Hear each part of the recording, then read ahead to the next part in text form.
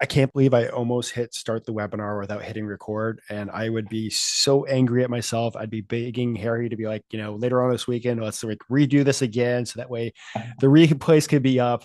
That's like one of my biggest fears constantly for everybody watching is, and especially those watching the replays, is me forgetting to hit the record button. So like somebody like, this is the one talk I wanted to see. And they're like, yeah, Ben's a wingnut. He missed the button. But good morning, everybody, or I should say good morning for everybody in the US. I know it's uber early for people on the West Coast. I know over in Europe and the UK, is it like afternoon time for y'all?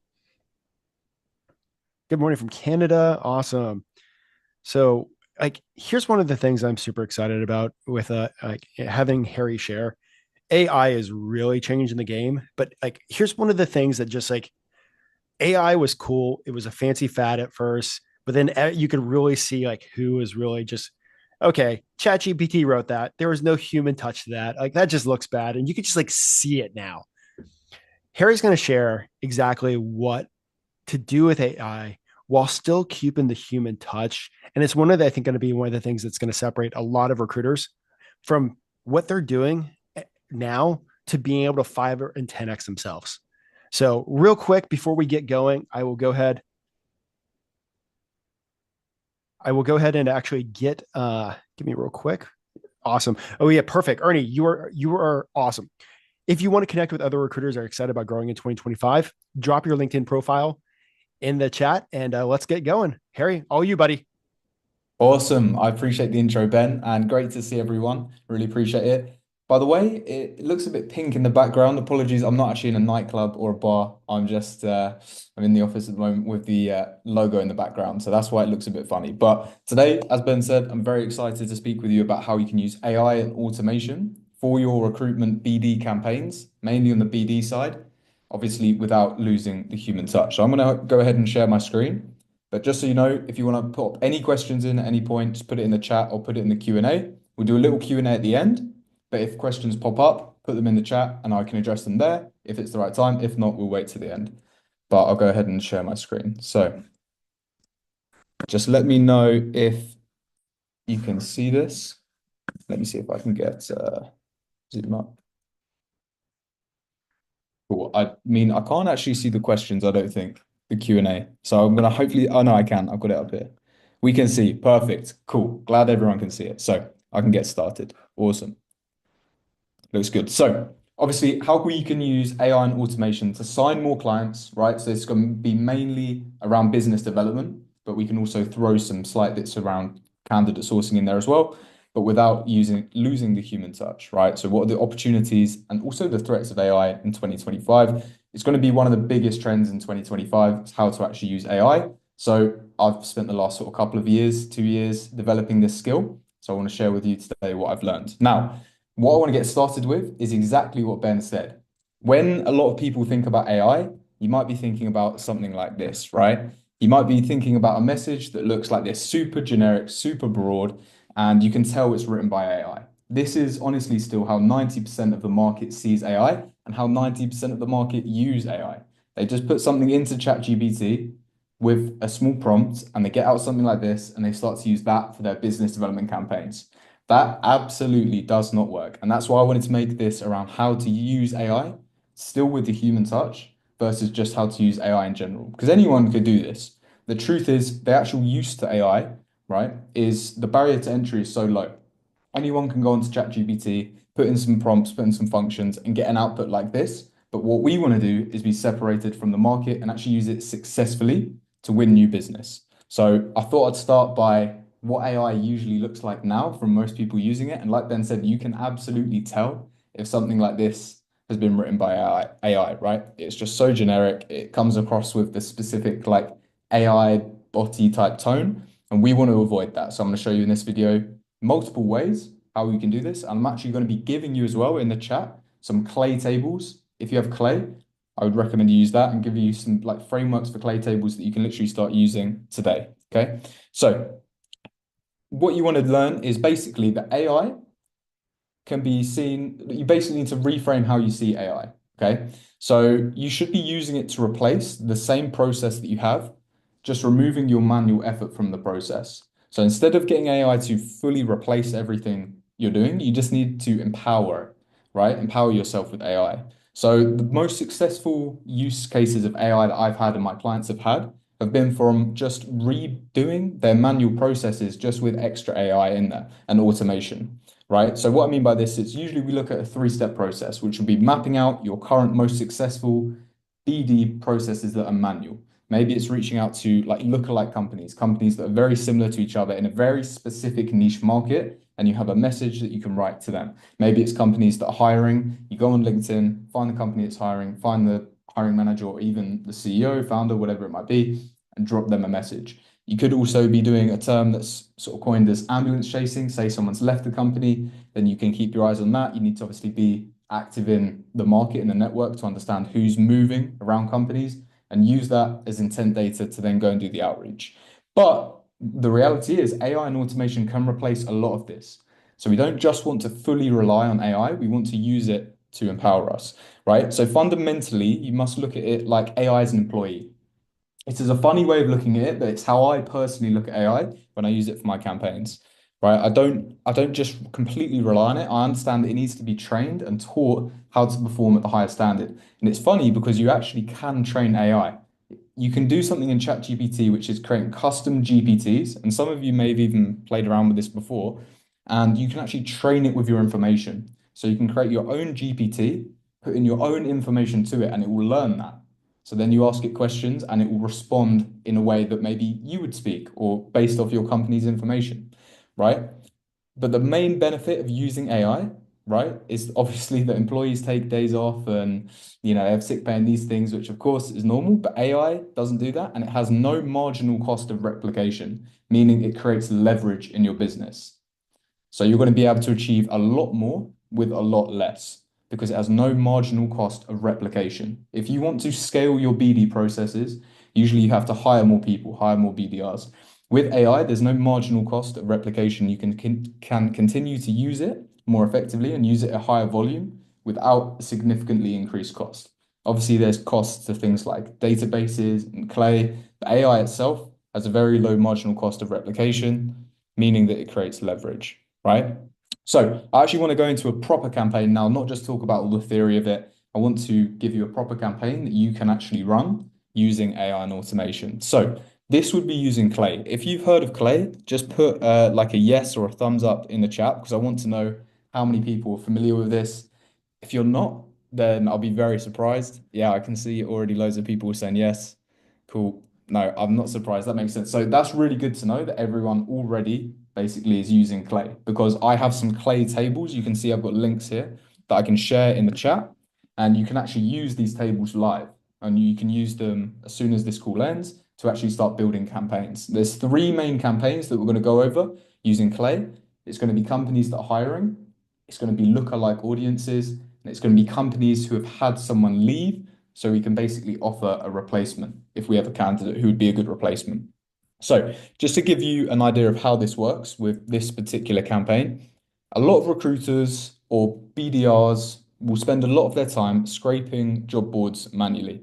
Maybe you're going through LinkedIn, scrolling LinkedIn, you're trying to find the open jobs in a specific industry, right, that match your criteria, and then making a note of those and reaching out to the hiring manager, reaching out to the CEO or something like that.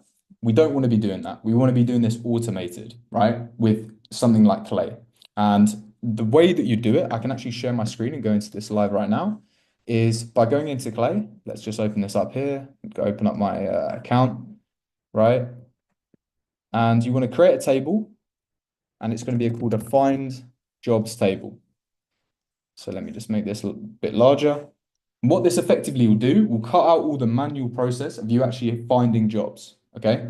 So you can simply just put in job titles here that you want to search for. Let's just say it is a business development representative, for example. I'll put business development manager instead. You can put BDR, you just need to basically put it as your own search term. Clay has its own recognized ones. So say I want to look for BDMs, business development managers. Let's say I want to search for them in the United States. I put that in location. Let's say I want them to have a specific skill or be trained in a specific software, maybe, then you could actually put that in the job description and it would only pull jobs that are open that have this specific keyword in the job description. I'm gonna leave this blank for now, but if you are in a specific market and only a very small percentage of these open jobs will apply to you, then you can obviously use that, right?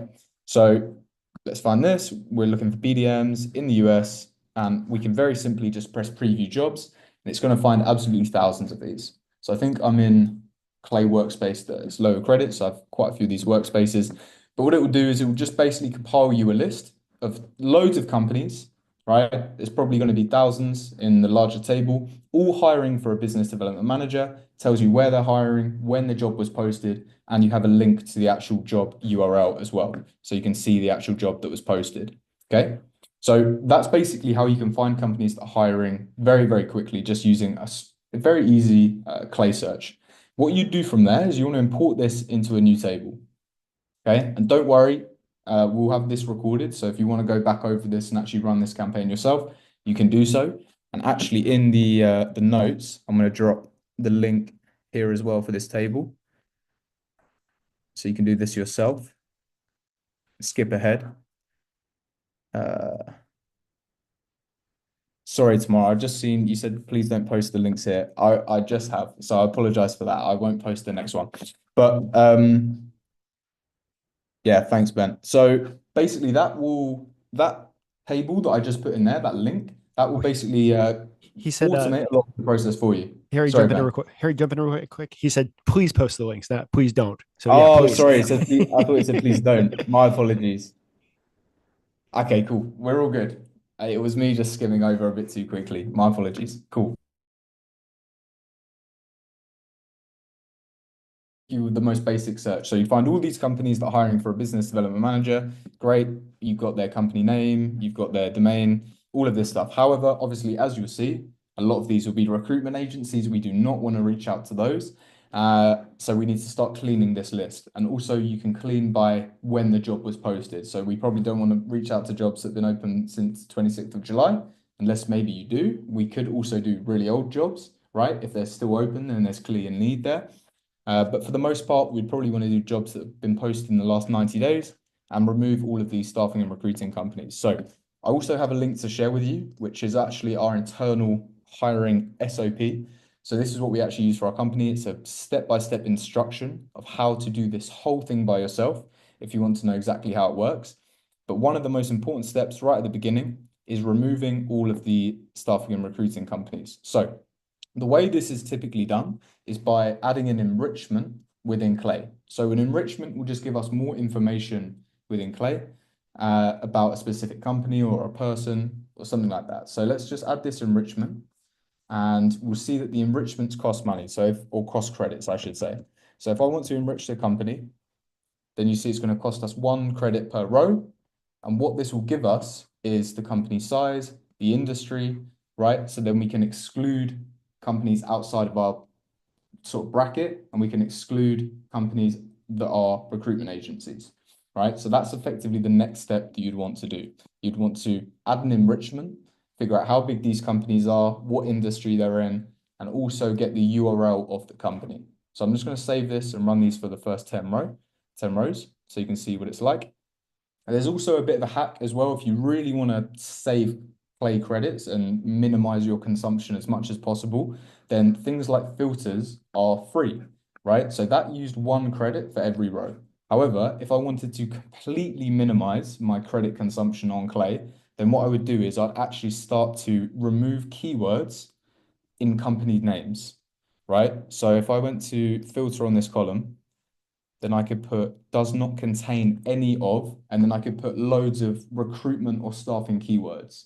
And this is a filter, so it's completely free. So if I just put staff, recruit, talent, right?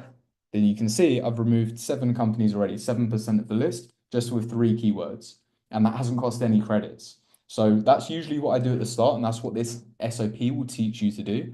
It will teach you to get rid of all the duplicates, remove all of the like keyword filters as well. So we basically just want to clean the list as much as possible for free, and then start to enrich it with extra information, right? So we can see that we've got the employee count, the industry, and we've got the URL. So once we have the LinkedIn URL of the company, and I apologize if I'm going a bit quickly here, what we want to do then is find some contacts at this company. So this is a really simple, nice and easy one. Let's just type in find contacts.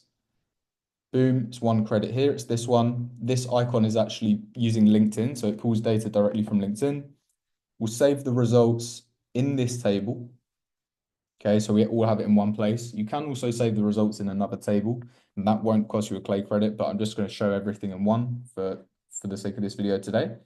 And then what we want to do is start filtering for job titles. So let's say I want to reach out to this chief executive officer. Let's say I want to reach out to the founder, the owner, the president, and all of these senior titles, right? I could put those in. However, if I was just to run this now, I would find the data for all of these companies, but a lot of these companies might be outside of my criteria. I'm just going to say for the sake of this video that my criteria is between 50 to 500 employees, and obviously not a staffing and recruiting company. So the way that I would do that is actually use this thing called conditional formatting that's on the bottom of this pop-up here. I would go to use AI, and I'd basically just prompt AI and say, only run this column if, and then I'll do a forward slash and bring in the variables if employee count is between 50, 500, and if, then I would add in the industry is not staffing and recruiting. Okay, and then I can generate a formula, and it should only run for specific companies. So as we can see, it will give you like a sample. So for this first one, they're in truck transportation and they're 350 employees in size. So it would run. The second one, too large and a staffing and recruiting company. Third one, too small, so it wouldn't run. Fourth one, too small also, right? So if I just put this in, then I can continue to add fields. Let's say I want to receive their name and their LinkedIn URL, and I'm just going to run this, right? So once again, don't worry, I have the SOP going over this step by step for everyone here that I can send to you if I'm going a bit too quickly. But you basically come up with an extremely targeted list, right, of companies that are hiring, and usually you'd have to filter this out manually and check everything yourself. But now you can do it with conditional formatting and formulas and AI, right, to find this CEO, president, or founder that is hiring for a business development manager in New Jersey that was posted on the 3rd of January. And then you can even go as far to use AI to actually use the job description to create your email. The way you do that is there's an enrichment called Claygen. So this is an AI web researcher that can go on any website pretty much and scrape data from it. So if I was just, this is obviously going to be a very bad prompt, but I'm just going to say, please help me write a personalized email using this job description. This is just going to be to paint the picture, basically. This won't actually be the email that you'd send, of course, but you could put different variables in here, like help me create a personalized first line, saying I have a candidate that's similar to this job post. But basically, I just put in the job LinkedIn URL.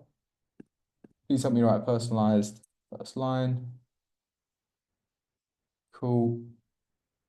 And let's save this. I'm going to save it and just run it for the very first one. But you can do things like that using AI as well. So then we would have all of this in one place, and you could actually export this. For example, export this as a CSV file and upload it into your email sending software, whether that's SmartLead, Instantly, which we'll get onto tools in a second, actually. But you can basically you have everything in one table and export it into your actual sending software so that you can be sending super personalized emails. Now, this will probably take a minute or so. I can come back to this when this is finished. But that would be how to use that first table in that first campaign to find companies that are hiring effectively at scale, right? Because business development in 2025, you're going to need to do it at a high scale as well. Obviously, it's going to need to be personalized, but you're going to need to at a pretty large scale to see good results. So that's the very first one. So if I go back to sharing my screen here, I'll share all those links as well after, just in case I've missed any. So as I mentioned, use AI to help you write more effective copy to these leads on an automated basis. So instead of having to personalize the emails by hand, you can use AI to at least create 80% of the copy, right? Saving you a lot of the time. Um, to then actually send that outreach to these prospects, right? And as I said, using Claygen, you can make the campaign just as targeted, but fully automated and pretty much write the whole email as well, which is going to be really cool. So that was the first one. It's probably quite simple. I've seen some questions pop up, so I'll go over a couple questions now. Does Clay scrape only from LinkedIn or also jobs posted on Indeed, for example? So Clay only actually scrapes from LinkedIn. If you want to scrape from somewhere like Indeed or Monster or something like that, then I personally would recommend either using a tool called Appify.com, which has custom built scrapers for these sorts of websites. Yeah, absolutely. Or you could use Instant Data Scraper, which is actually a free Chrome extension where you can go on basically any website. The only website, funnily enough, that doesn't work is LinkedIn, but every other website will work, and you can scrape that data for free. So Appify, I think, is $49 a month. The Chrome extension called Instant Data Scraper is completely free. You would just scrape the data and then you'd import that data into Clay to then find the emails, to find the key decision makers as we've just done, right? So I'll put the link for the instant data scraper for you to have a look at as well. But no, Clay basically just does LinkedIn. So let's have a look at another campaign here. So I would just want to give you as much useful information and actual actionable steps that you can go with as possible. So what if you wanted to reach out to companies that have just had a key player leave? That's another campaign that obviously we can run. And we have the link for this campaign here. So I'm just going to go back and I'm going to import this link and share this in the chat as well. Effectively, we have a template that we can use here, right? So I'm just going to put this in. Now, the way this works is what we want to do is we want to find people who are new to their position and then check using Clay, AI and automation if they've just recently left their old position as well. If they have, then we can find the more senior contact at the old company and reach out to them with a highly personalized message. So let's say, for example, we want to create this table. Let's just say I want to do it using my workspace. Cool. So you can obviously import that into your workspace. You can go ahead and try and do it with me right now if you want to catch up. But I'll go through all of this just to start. It will look like this. It will look quite large. All you really need to do is make a couple of changes just to start. So there'll be an edit column called edit this column. And if you actually edit this one, you want to insert the job title that you're looking for here. For this one, I'm just going to do business development manager again. Don't know why that didn't let me put it in.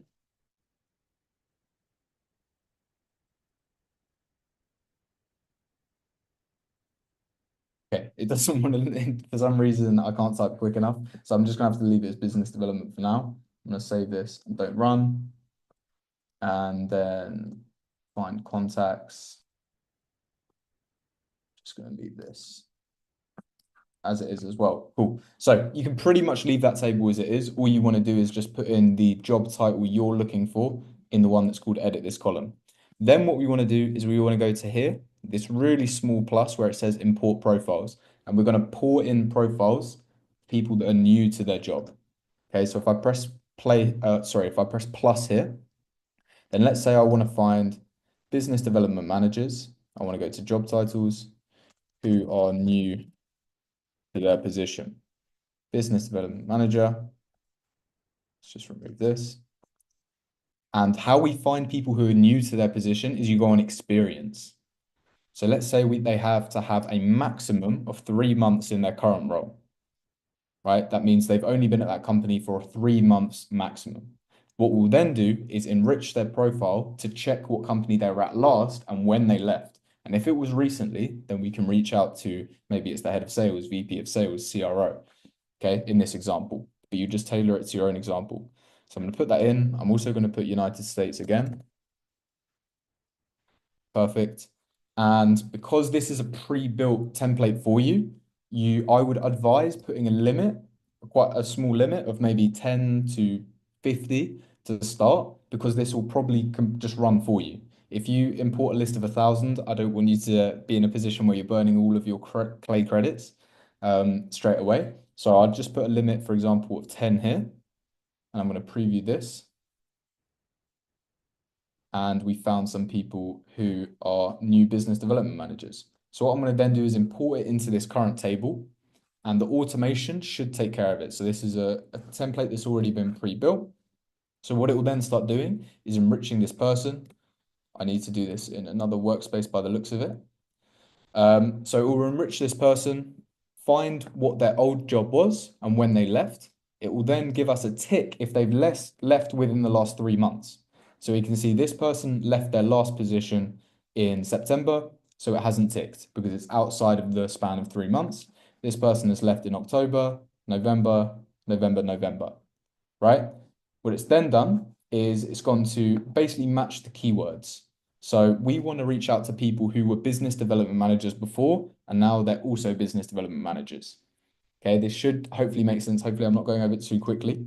But basically, if you go to edit this column, right, I've put in business development. So they need to have been a business development person before and still one now. The reason being is it won't run. You can see run condition not met for people that was something else. So this guy was a construction engineer, guy or girl was a construction engineer, but they did move their job in the last 3 months, but they weren't a business development manager, so I don't want to reach out to their company, right? So it hasn't run. It's only going to run if there's a match for the job title and they recently left. What will then happen is it should go on. Once again, I'm using a workspace for some reason that has no Clay credits.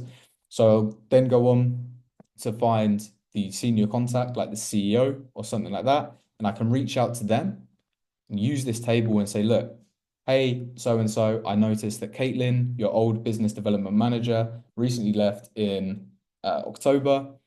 Just wondered if you were on, the lookout for a replacement or you were on the market for a replacement.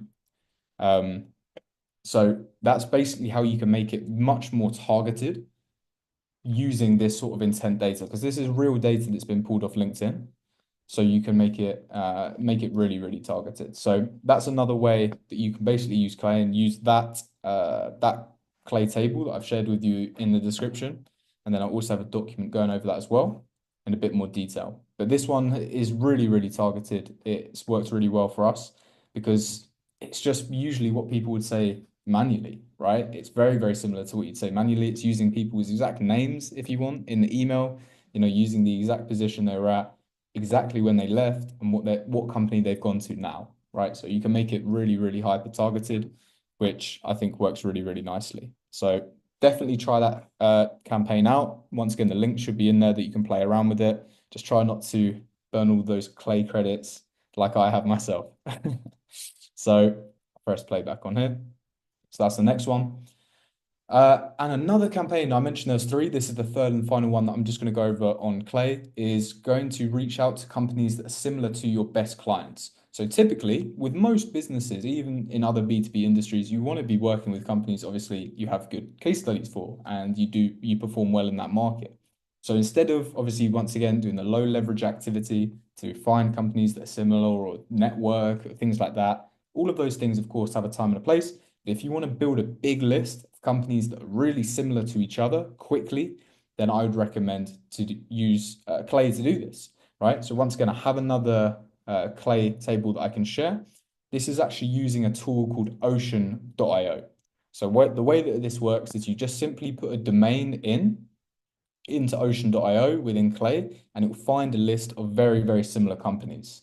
So say you have your best client. I'm just going to use obviously a very broad example here. Your best client is google.com, right? You'd put google.com in there and it would give you a list of however many lookalikes you want. It could be 100, 500, maybe even 1,000 lookalike companies that then you can go and market out to. And what I'd usually do is market out your results for that client. So say you've helped Google reduce their recruitment costs or recruitment expenditure by 23%, right? That's a very obviously just random example, but it should paint the picture. So if you've helped Google do that, then you can reach out to similar companies to Google and obviously basically pitch what you've done as a conversation starter, right? So that's what I'd do. I'd go into Clay. Once again, create a new table. I'll show you how you can do this. So I'll go create new table, type in lookalike, and it'll call find companies with lookalike. Go here, and then you can enter the company domain. So let's once again say it's google.com. You can add all the other filters in as well. Find what country you want them to be located in, what company size, what keywords, what industries, and then you can continue and it will literally just populate you a list within Clay of these companies that are very, very similar to each other.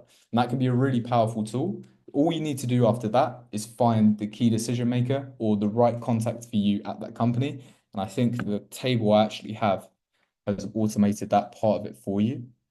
So let me just put that link in here as well. So that should be the third final Clay table that you can have a look at. And this should basically, all you need to do is import the source. So you'd basically pull up the table, press this little small plus icon, and it wouldn't look like this. It would look like the lookalike type table, and you'd put the lookalike company that you want to create a lookalike of in there, and then the table would just run by itself. It would find the right key decision maker, and then you could obviously reach out to them. Now, that's only half the game, right? Getting all of this contact information is only half of it. It's only half of the game because you need to actually have a really good outreach message as well to do that. So I'm going to give you some frameworks. For the example I've just basically listed, which is the lookalikes, this is a framework that's worked really well for us and our clients. Okay. And it looks something similar to this. So it's saying, hey, first name, came across your company and noticed similarities to client name, i.e. Google. Here's how we help them achieve transformative results, right? And you say result one, result two, result three. These need to be extremely tangible and extremely specific. So if you're just saying we help reduce recruitment costs, that's not good enough, right? So you need to come with something that's really tangible, really specific, like an exact figure or exact percentage, and that's going to basically help you make the message more compelling, right? Then you can explain how you help with them, how you help them, sorry.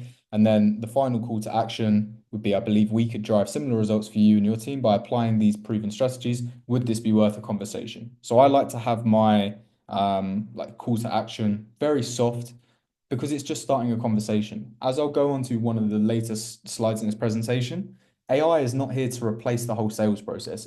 It can't do that. I'm a huge advocate for AI, but it cannot replace the whole sales process. I only truly believe it's very good at replacing the very first initial bit, which is the outreach message, right? From there, then we want to turn it into human conversation, human interaction as quickly as possible. So not just getting people to click a link to book into your calendar as soon as possible. We actually want them to start a conversation and go back and forth with us, right? So that's basically a framework that I would use. I can put this framework in the chat as well. If you want to have a play around with this, use Ocean to build your list of lookalikes, then use this exact script and see how it goes. Cool. So now I actually want to go on to AI tools that you can use today. Of course, Clay is a big one. This slide specifically isn't specific tools, but this is the infrastructure of how I would start thinking about using AI for your business development. There's four main pillars that I would use, right? So the first one is data. That is really all we use Clay for, is data. Okay, so it's finding data, finding companies that are hiring, finding companies that have had people leave, finding lookalikes, finding email addresses, finding phone numbers.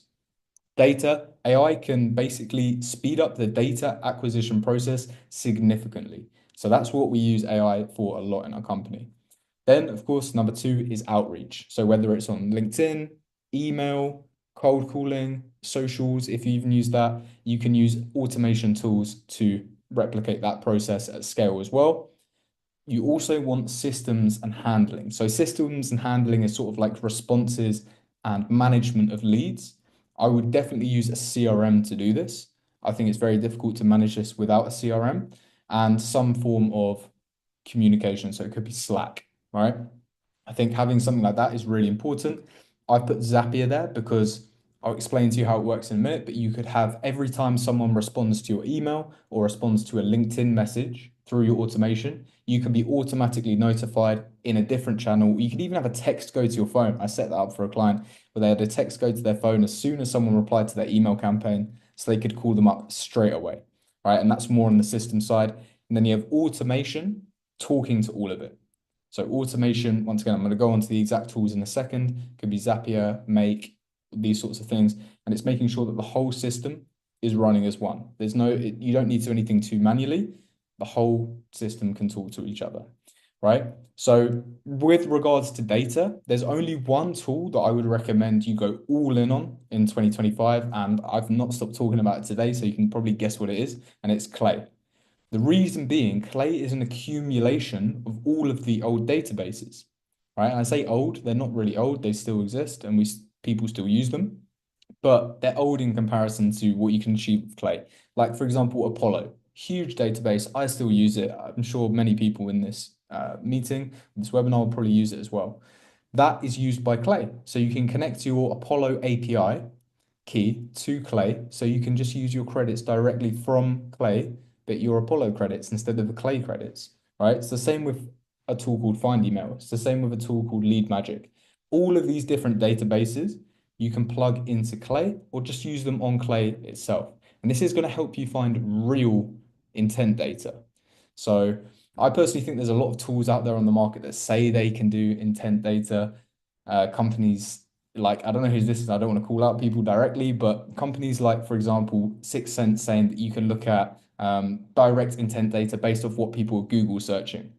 I don't personally believe that that can be actually the most efficient way to do it. You don't actually know if that's true. If someone's searching for a recruiter, you don't know if it's a candidate looking for a job versus a company who's actually searching for a recruiter.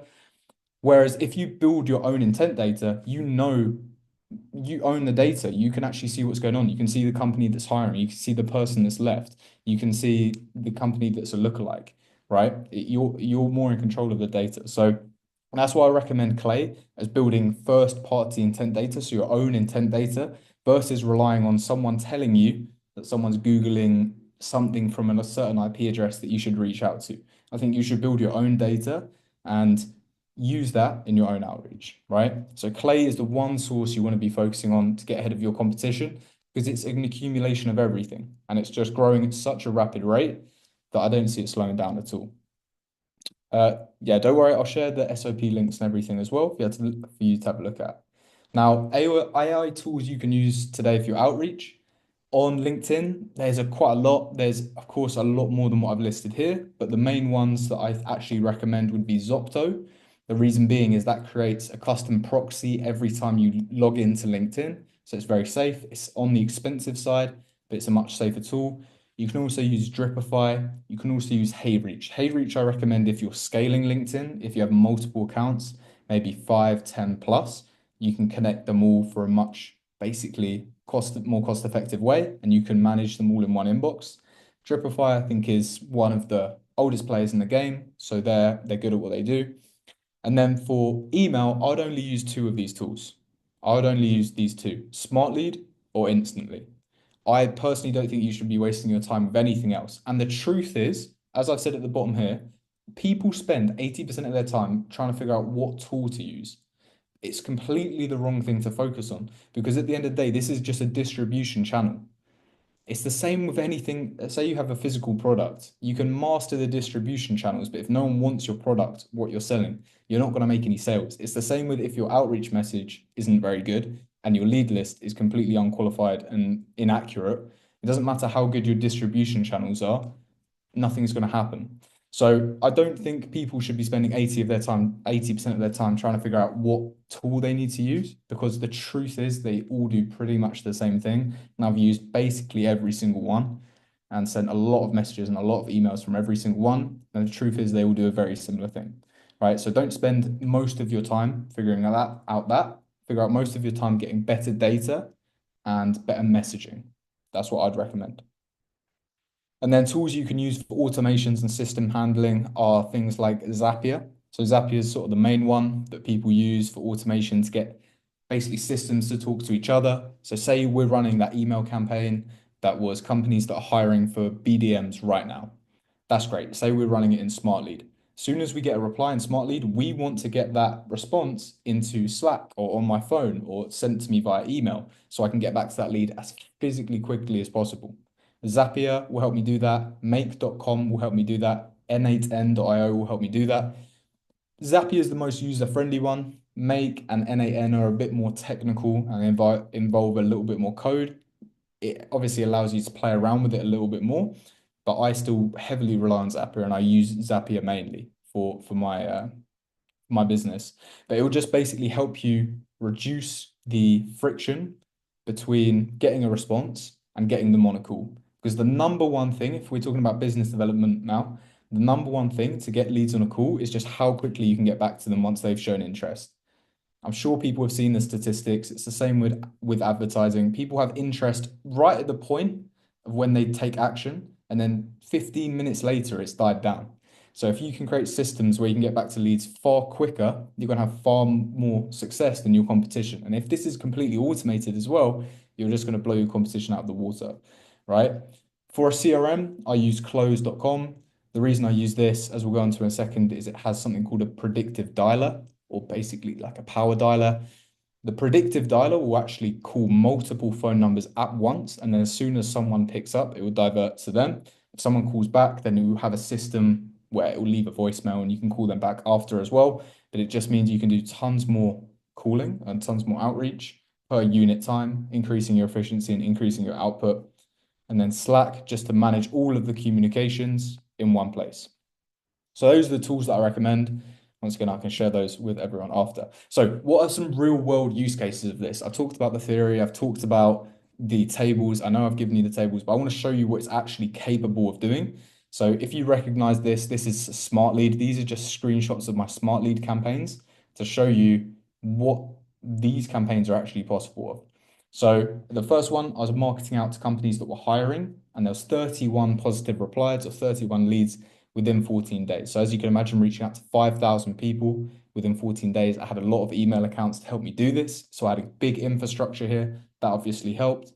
But yeah, we had about a 3% reply rate and 50% of those replies were positive with the copy that we were using. Then the second campaign was marketing out to lookalike companies. So we built a list of about 700 lookalike companies, 37 replies, so 5% reply rate, and then 21 of those, 56% of those were actually interested. This is one of the best campaigns by far that I recommend. If you can build a list of lookalike companies and market out your results to them, it's hard for them not to be interested because they can see there's so much trust built there. They know this company, you're dropping their name, you drop in what you've done for them. It's a really good campaign to run, right? And then the third one was marketing out to companies who had someone leave. So I think we reached out to 216 people, 8 replies, 3.7% reply rate, and then 4 of those were positive replies, right? And obviously, a positive reply is not a call booked. You need to actually get on the phone or respond to them to get the call booked in. And that's where the automation will come in. The quicker we can get back to these positive replies, the more success we're bound to have. So, new opportunities as well. So I just want to talk about a little bit about the speculative stuff. I've gone over a lot of detail and I do enjoy the technical stuff, but there's some things that are a bit more speculative that I think will emerge a lot more in 2025. This is just more of an open discussion, right? So I think AI voice agents are going to get much larger. There's a company called 11 Labs. I'm not sure if anyone's heard of these, but they grew quite a lot last year and they're starting to do things, they're starting to have use cases for hospitality companies now. I think I even spoke to one the other day. I tried to phone a restaurant to book a table, and it definitely wasn't a person that responded to me. I don't know if it was just a standard bot or an AI agent, right? So we could have the same things when it comes to interviewing mass scales of candidates, right? So say, for example, there's a position that's just thousands of applicants and it's mass hiring. Then you might see AI voice agents come into play here where it can ask specific questions, gain answers, and send that data to maybe the head person hiring just to save time. But I definitely think it's going to be on the rise. I don't think it's going to be replacing anything like cold calling anytime soon. It's just definitely not there yet. But it's going to have its use cases when it comes to mass applications when it's just answering very easy questions. Like when you're booking a restaurant, you just need to know the time, the date, how many people, and that's it. Maybe if it's a, quite a, say, let's say, for example, a low skilled job, just needs to find the experience, you know, how long they've been at their last company, all of these basic questions, and it can just gather data. So yeah, I don't think, and I'm not going to lean into voice AI for business development because I don't think it's going to be a cold calling tool. Maybe towards the end of 2025, we'll see. But I think it's really good. And then there's another one that I've heard a few people speak about, and I've used this myself personally, which worked for me okay, but I just preferred to run my standard campaigns because it was a bit more complex. There's a tool called La Growth Machine. It's a platform very similar to Dripify and HeyReach, these things. So it's a LinkedIn email automation. But what you can do is you can send AI voice notes on LinkedIn. It doesn't have to be AI voice notes. You can just send like a standard voice note on LinkedIn, but you can automate this sort of stuff. So I just want to basically open your mind to what's going to be possible and what's going to be happening within 2025. There's going to be people sending AI voice notes, obviously AI calls, these sorts of things. So it's worth keeping your eye on, and I'm keeping my eye very close to these. I'm not using these substantially at the moment just because I think it does lose the human touch a little bit, but I'm keeping a close eye on them, right? So the best practices for maintaining humanity in AI-driven processes is not to rely on AI to do the whole thing. That's just the truth of it. It's just not good enough to run the whole sales process. All we want to do is automate and make the very first step as efficient as possible. So all we want to really optimize for, if I go back to a couple slides, is getting these positive replies. That's how I personally see AI. As soon as we have positive replies, AI shouldn't be taking calls. AI shouldn't be, doing things like that. Maybe AI can help you write proposals and reports based off the call notes of your call. That is also something I use it for. So I have my note taker in calls, and then AI can create a proposal straight away after that call from the stuff we discussed in the call. That can be really good. But you don't want it to do much more than that, right? Just admin tasks after the call has actually been booked. Because fundamentally, especially in the recruitment space, you just want to be building relationships and nurturing leads, but you want to obviously do it in a more efficient and more affordable way using AI. So don't get AI to replace your processes. It's not here to replace things, just enhance it currently. So the dialer I mentioned was Close. Close CRM, close.com. I'll see if I can put this in here. I'm just about to speak about that now, actually. So what I'll go on to here is sometimes the issue is that you're on the wrong vehicle. So obviously it goes back to that very first email we looked at that was written by ChatGPT. No one's going to reply to that. If you send that out, you're just going to see zero success. And it's because you're doing the same as everyone else. Like, as I said, 90% of the market does stuff like that and sees messages like that, right? So if you do the same as everyone else, you only ever get the same results as everyone else. Most people only know ChatGPT when it comes to AI, and in all honesty, it has many limitations, not because of the tool itself, but just because of the barrier to entry, the accessibility of it. It's super, super low. Whereas there's two tools that I'm going to show you that I'd like you to try and basically play around with, I think will be more successful for you in your BD and content creation as well. Claude is one, and then Perplexity is the another. So Claude is one of the best tools for actual copywriting and content creation that I've used instead of standard ChatGPT. It phrases the answers in a slightly different way. And I'm going to show you basically, I've been using it for my LinkedIn for the last probably 6 months or so. And I haven't really been spending any time creating LinkedIn content. It's something I personally want to do more of this year. But nonetheless, it's allowed me to grow, like 125,000 impressions over the last 90 days and reach 46,000 members over the past 90 days. It's not crazy. Obviously, I'm not a LinkedIn influencer by any means, but this is literally just from maybe 1 hour a week using AI to help me create content. So it was very easy for me to do, very low friction, and it just meant I could get my stuff out there much quicker, right? So for these tools, I recommend you use Claude.ai and then Perplexity.ai. They basically frame the answers slightly different to ChatGPT. Even just for content creation, I know on LinkedIn when I can see someone's just put something into ChatGPT, it has the funny emojis as well.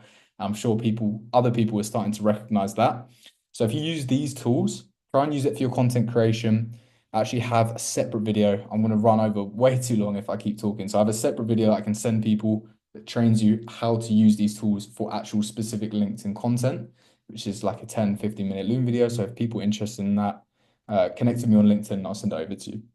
But definitely have a look at these tools. Claude and Perplexity just makes your content and copywriting sound a little bit different to the standard AI. Okay. So what I wanted to go over now was just a quick little bit. Once again, I know people will be interested in the cold calling and the dialing stuff. So whether it's for you or your BDR, I wanted to explain to you how you can empower your BDRs with AI. So personally, I think you get a great like duo here of Clay and Close. That it's basically predictive dialing plus data-driven calling, right? So that list that we had a look at that we basically developed, what was it, 40 minutes ago now, finding companies that are hiring. What you could then do is go on to find these people's phone numbers. You could just add an enrichment in Clay, really, really simple. You just go into Clay, press add enrichment, type in mobile, and you can find the senior contacts, their mobile numbers within Clay, right? What you could then do is export that list, put it into something like Close. So you've got the data from Clay and the actual execution in Close, which will then do a big, it will dial all of these contacts. Whoever picks up, great, we're straight onto them. And what will happen is Close can pull up notes about this contact. It's a really good CRM. All my sales team use it, and I've been using it for some time.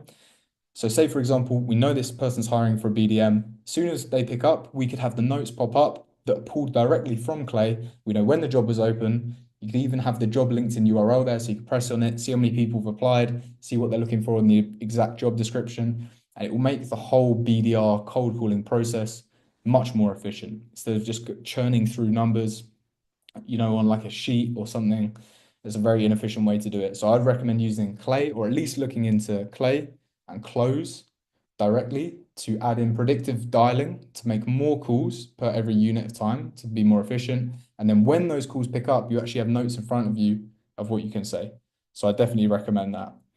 And obviously get your team creating content. Once again, something I want to work on this year. It's a goal of mine. But just like software, like AI, content or media is a huge lever to achieve success with your BD, right? It's one of these things, once again, that has outsized returns. If you can get viral content, it doesn't need to be like crazy viral content, just things that perform well on LinkedIn, you're going to get in front of so many more people.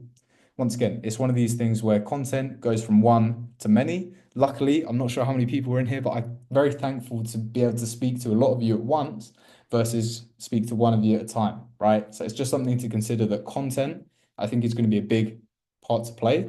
Not only is it one to many instead of one to one, but it's also just going to have that nurturing effect as well. If you're always top of mind and you're always posting stuff on LinkedIn, then it's going to be much easier to close deals in the long run because the more people see you, the more they'll trust you, and it will just get deals across the line. So use obviously AI to help you create content as well, which will be a huge lever for your team. So we're pretty much there now. The key takeaways for this would be finding companies that are hiring on LinkedIn using the table I sent, finding companies who have had an employee leave using the table I sent, finding lookalikes, once again, using the table I sent, and then use these tools. So this is what I would personally do if I was relatively new to this AI and automation stuff in 2025 as a recruiter. Source data pretty much only from Clay. Obviously, you can use LinkedIn and things like that, but it's going to be much more effective, genuinely, yourself learning Clay and doing it on there than trying to hire a VA to pull you data. That's just how I would do it. Source data from Clay, upload it into SmartLead and Dripify. Once again, you can choose. It's not the end of the world if you have Instantly or SmartLead. It's basically no difference. But my personal preference is SmartLead and Dripify if you don't have any tools right now. And then piece everything together in the back end using Zapier and Slack. So that's a very simplistic sort of overview of what I would do at the end of it. So if you're looking for someone to run campaigns like this for you, obviously we're here at acquired.com. Had to get a little plug in there, of course, and drop me a message on LinkedIn. I'm just going to try and post stuff like this all the time, stuff that's valuable. I'll be posting more SOPs that you can use, more clay tables and things like that. So yeah, it's time for a Q&A now. So I'm not sure how we're going to do this. If people just want to fire away questions and I can answer them, I got the Q&A or box if people already want to ask set up to questions help you physically, I'm with. not sure how it works, but I'll just start with the questions in the chat. We got the Q&A box up also. Perfect. Thanks for sending my LinkedIn there, Ben. So we've got a question for cold calling. I've been using Ring Central. Would it be a good idea to switch to Close? So, however, I make basically the premise I go by to make all of my decisions is going to be data driven. What I would do is use Ring Central again for another week or two, right? Or maybe it could be a good idea if you've got 1 month left to just to cancel it. You can always renew at the end. Track data for that month or that 2 weeks. How many dials have you made? How many pickups have you had? How many bookings have you had, etc. And directly compare this against your data within Close. I personally would recommend Close, but I'm biased because I use it every day. But if you just map out the data for even at least 1 week at a minimum, then you can see you obviously you can see the proof in the pudding for yourself. You want it to be a data-led, data-backed decision. So I'd probably just track your data. And if you don't have tracking sheets, once again, that's a reason why I'd move to Close because it's easier to track stuff there. But you could even track it in a Google Sheet, for example, right, for a week, then track it on Close, have a direct comparison and see which one looks better to you. Hopefully that answers it. It's a bit of a cop-out answer, but at the end of the day, it does depend on yourself and it depends on the results you're getting. If you're getting great results, don't fix something that's not broken. Harry, can you hear me? Can you guys hear me? Throw in the chat if you guys can hear me. I completely missed the Q&A, so I'm not sure if you guys can see the Q&A that I've got up on my screen now. Maybe Harry can't hear Uh, me. what have I done?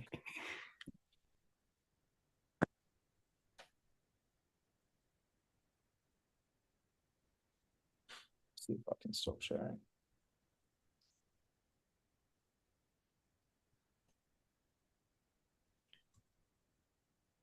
Oh, maybe I can't hear Ben.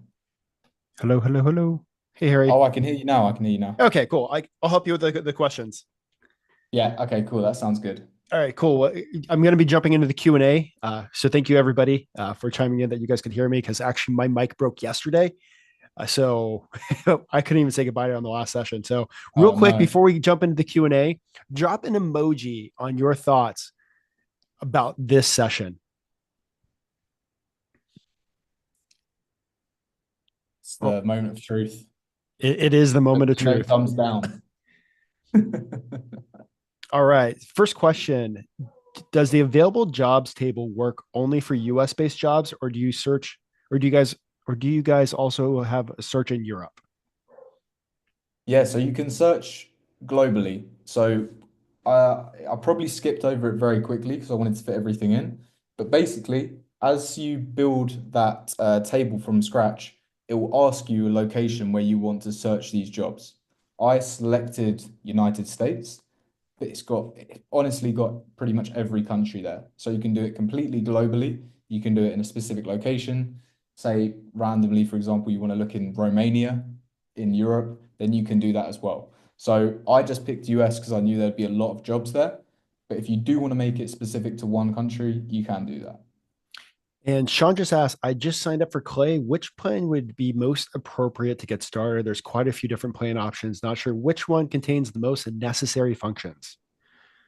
Yeah, so I don't think you can go if you can afford it, I wouldn't go wrong, or you can't go wrong with the $350 a month one. You get a really good amount of Clay credits, and it pretty much allows you to do every function. Only the very expensive plan, I think it's $800 a month, allows you to do some things with APIs. But that will be a very, very technical basis. Even the $150 a month plan is not bad. 350 I would recommend. It's going to be probably the best one, like best bang for your buck.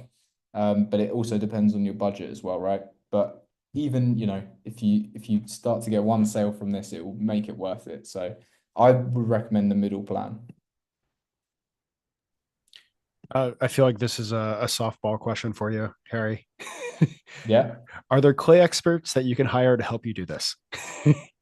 There are, yeah, there are. There's a lot out there. Obviously, I wouldn't say I'm at the level of some people out there. I do know a thing or two about clay, and I'm happy to help people with it. But there's clay communities. In fact, I actually recently started a school community on clay, how to teach clay. So people can join that if they wish. That's free. But there's a lot of clay experts out there. You can also search on LinkedIn, clay agencies, they call themselves now clay agencies, clay agencies. But yeah, there's a lot of people that can do this stuff for you. Just I would usually check their videos out, see what they've done before, and if it looks good, then put your trust into them and they can run it for you. And there's been a bunch of questions about links. So what I'm thinking, Harry, is like I chat with you after we're done and we find a good place to put the links. Maybe on your talk page, we can maybe add a link list. Yeah, I didn't realize how many links I had. I've got a lot, so So yeah, it'll probably be good to put them somewhere else. I'll probably look at the at least by tonight, East Coast time. If you go back and look at the talk page for this talk, I'll have Harry send me all the links, including the SOP and every. I see a lot of like direct messages to us about those. So like it'll be like the information about his talk, and underneath the information about a talk, it'll have all the links that he shared. Is that good? Cool, awesome. Throw me a thumbs up if that works for everybody. All right. The next question is, how much would a tech stack like this cost to use all or most of these tools? Yeah, great question. A very important one. So, with the tools that I recommended, I'd recommend getting Clay, about $350 a month. Smart Lead, around $94 a month. So, what's that? Just under 450. Dripify is around $70 a month. And then I'd have Zapier and Slack. Zapier you can get for as little as $29 a month. I think you can even get a free plan. Overall, if you're looking at getting the full tech stack and being able to do a decent amount of volume, it's probably going to look like in the region of maybe $600 or so a month if you want to run it yourself. If you wanted to run tons of email accounts as well and run email at high volume, I'll probably add on an extra $200 or so if you want to run at very high volume. But a stable amount will probably be around $600 or so a month. All right. And are you going to post the prompts that you use in Claude and Perplexity? Yeah, I can do that. I can do that for my content. What I like to do, I can put a bit of context around it as well because I basically like to, it's a bit odd, but I have a conversation with it first about the content I'm going to create. Those are basically my prompts. I have a conversation, I get to ask me questions and then answer those and it creates content from those. But yeah, I can put those in. That's absolutely no problem. Awesome. So we got a whole list of stuff to put together. How do you For track sure. leads that you previously contacted to ensure that you don't repeat contact? I suppose your CRM, use your CRM for this, but what is the workflow logic? For example, does your CRM talk to Clay to indicate that you should exclude previously contacted leads? Yeah, so you'd have Close and Smart Lead integrated. Luckily, for what we use, mostly Smart Lead will do pretty much all of it. So I would usually only run a handful of campaigns. Those three are potentially examples that I would look at, and I'd group them up, right? So I'd have a Smart Lead account with three campaigns, and then anytime I upload a lead list, it will automatically look for a duplicate. If it finds a duplicate, then I can tick a button that says I don't want to upload this contact, and it means that I won't be able to put them into the system. Equally, if someone has unsubscribed or opted out, then in Smart Lead, I would basically change them to like a do not contact, put them on the do not contact list. Then, if you upload this contact in any campaign throughout your whole Smart Lead account, it will automatically exclude them. So I'd actually say 90% of the heavy lifting is done within Smart Lead itself.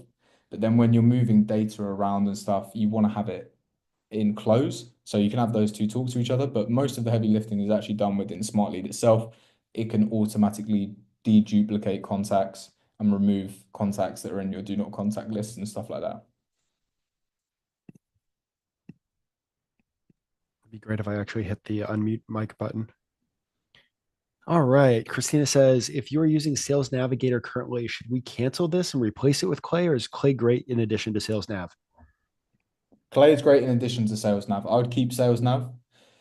The reason being, it depends what you're using Sales Nav for, but a lot of people, myself included, use Sales Nav to do outreach as well. Clay is a data sourcing platform. LinkedIn Sales Nav can be used for distribution and outreach. So if you're just using LinkedIn Sales Navigator for the filters to build a list, then I'd just do it on Clay. But if you're also making use of extra connections, extra emails, extra obviously things you can do with the features of Sales Nav, then I'd keep it. But if it is simply just for the filtering aspect, you'll be able to do all of that within Clay and you can actually get rid of it. If you're just starting out and needed to be cost conscious, which tools would you consider a must have versus a nice to have to grow your business? So if you want to be cost conscious, what I would do is you can start a campaign for free today if you needed to and get somewhere. The way that I would do that is create a free account on Clay and create a free trial account on Dripify. Connect to your LinkedIn account to the Dripify account. You have about 7 days to use it for free until you need to pay $70 or $79 a month. Then within Clay, use the free account to build lists of companies that are hiring, for example. Now, what you may have noticed, is you can actually build lists of contacts in Clay and get their LinkedIn URL without having to use a credit. That might not make much sense until you actually get a chance to play around with Clay, but you can find people's LinkedIn URLs on Clay without using any credit. So it doesn't cost you any money. What you can then do is export this list into Dripify, create your outreach message, put the list in there, and boom, you can have 7 days worth of running completely for free of outreach.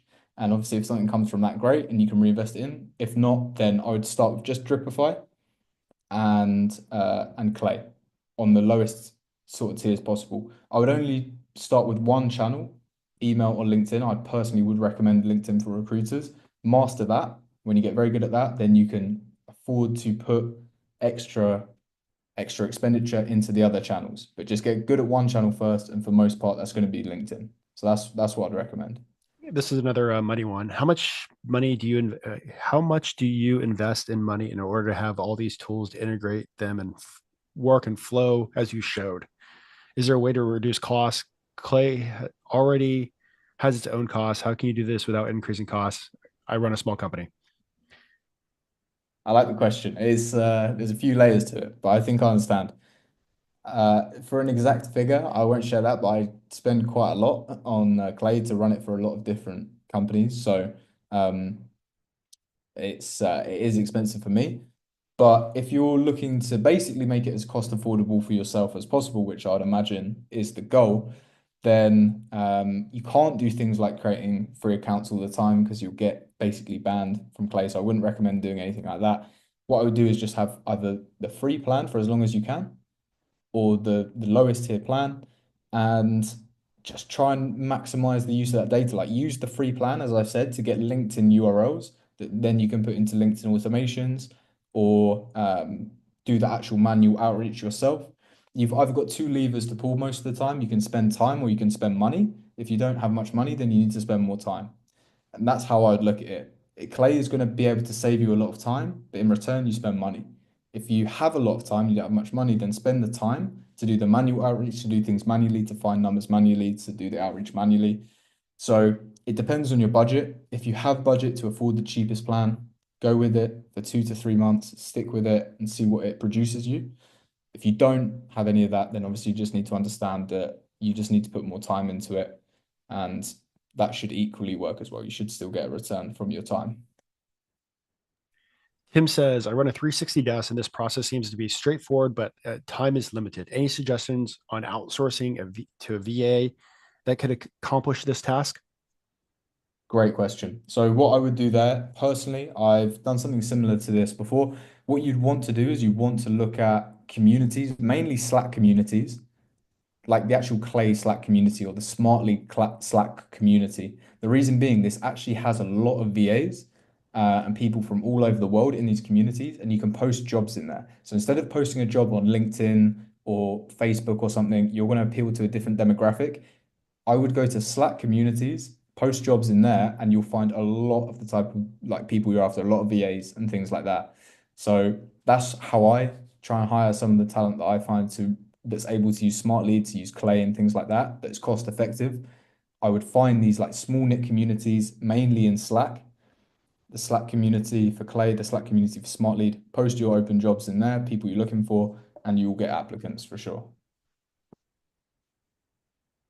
Awesome. And then uh, if you did these tech stacks, what LinkedIn plan would you get?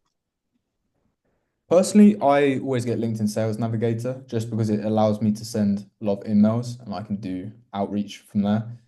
But it's not required. It depends on obviously how much outreach you want to do and the goals are with it. So if once again, if you're just using LinkedIn from a data sourcing point of view, or you have someone on your team that's currently got recruiter or sales nav, but they're just using it for data sourcing, I would cut that and I'd just have them on a basic plan. Use Clay for all the data stuff. I'd only have LinkedIn plans when you actually need to do the outreach, personally. And I'm sure this is like one person that asked both these messages. Is there a risk of getting your emails flagged for spam? And also, how do you avoid the need for opt in permissions? Yeah, good question. So the opt-in permissions, it's effectively like a gray area with every business. It's the same with cold calling. Is it right to, are you allowed to cold call someone? Yes or no? Obviously, technically, yes, everyone does it. It's the same with email. The way I see it is if you can genuinely help someone, someone's got a business development manager position open, it's been open for some time, you know exactly how long it's been open for, you have a candidate that could fit that role, you're reaching out with value. I think the whole space has got a bit sort of tarnished from people just sending mass crazy scale outreach that's completely irrelevant. If you have something that looks like it's actually been written by yourself anyway and something personal to what you'd write, I don't think you need to. Well, you don't need to worry about the opt-in permissions. If you're looking to do newsletter type content, then you need opt-ins.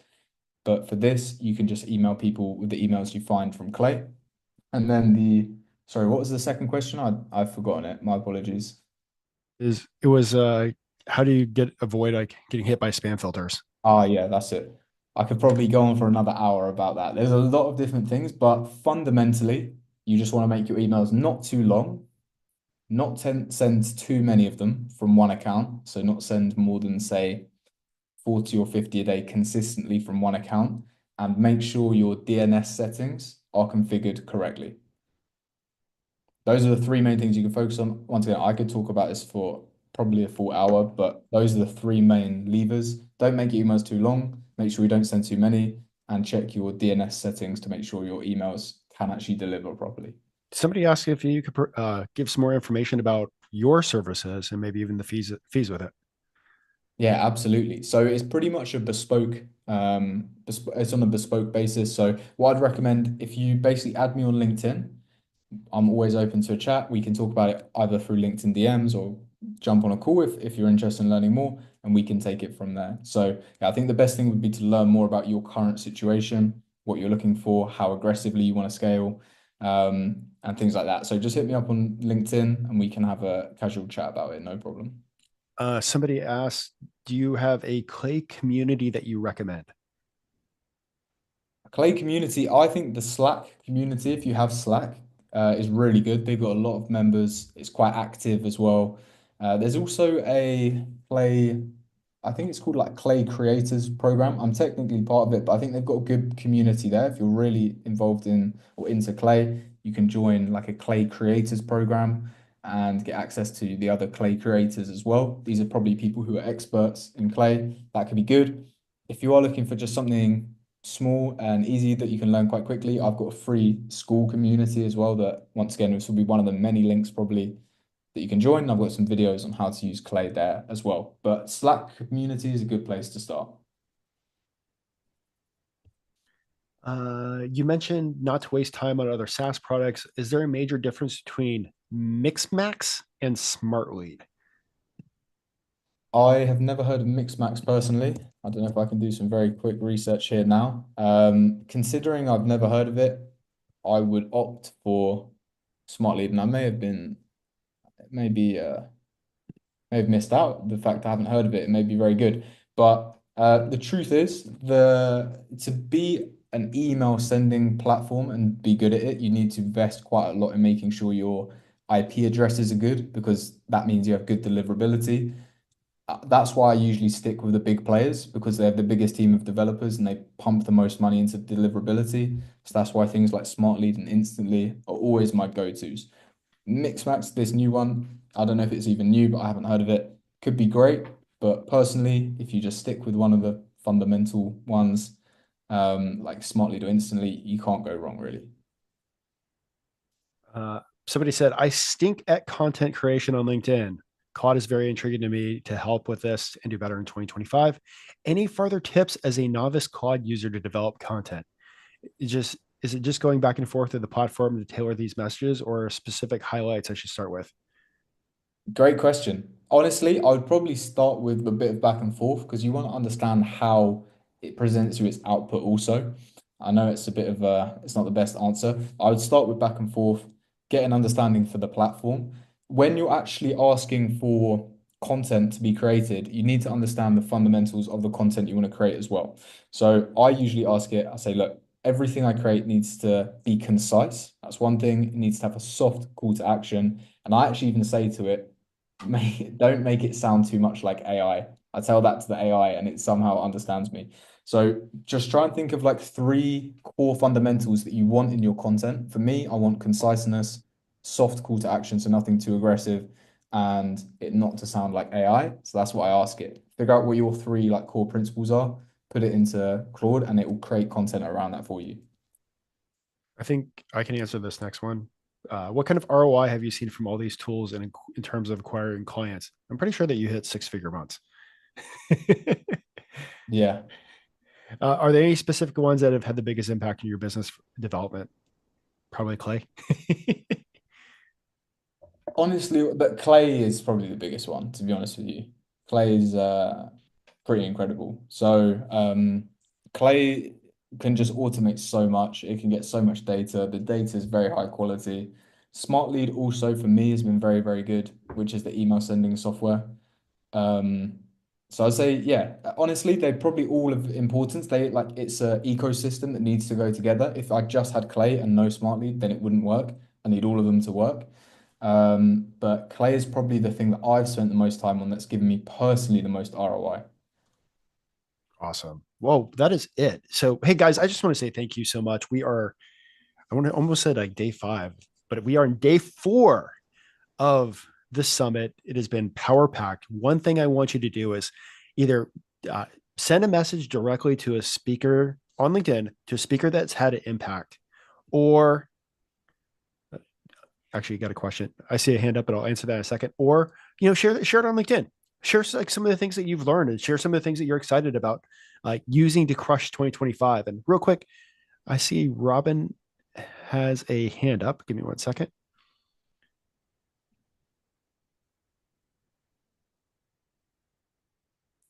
Robin, can you ask a question? Up, oh, hands down. No worries. Awesome. Well, Harry, I just want to say thank you. Me and Harry got some work to do to combine all the links into a place. And what I will do for all those still listening, in his talk page under the description, I'll make sure to add all the links that he wants to share in there so you can easily go back to the talk page, grab the links that you need. So that way you can grow, and also make sure to follow Harry on LinkedIn and send him a message too. All right, guys, we got a quick break. Go if you're on the East Coast, maybe go grab lunch before we get started rock and rolling at noon. So see you guys later and keep crushing it. Thanks, everyone. Bye bye.